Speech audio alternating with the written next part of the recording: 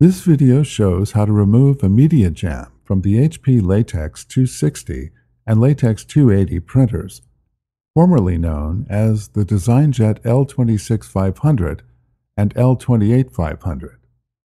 The steps shown also apply to the HP DesignJet L25500 printer. Media jams might occasionally occur while printing. A jam must be cleared correctly before continuing to print. The procedure is demonstrated on the Latex 260 printer, but the steps also apply to the other Latex and DesignJet models. To begin, turn off the printer using the power button on the front panel. Wait for the printer to complete its power down sequence. You must also turn off the printer with the power switch near the power sockets at the rear of the printer. Unlock and open the printer window.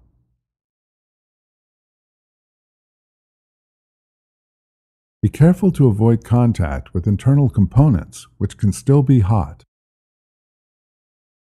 Lower the loading table. Cut the substrate where it enters the printer and rewind the input roll.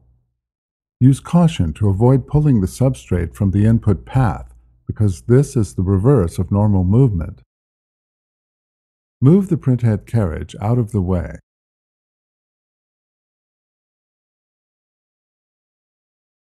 Lift the substrate adjustment lever. Carefully remove the jammed substrate by using both hands and pulling firmly.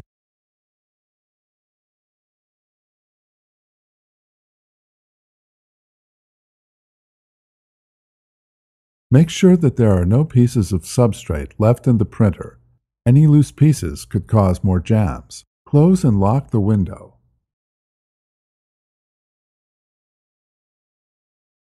Power up the printer using both the rear and front panel switches. Reload the substrate roll, and then you can return to printing as usual.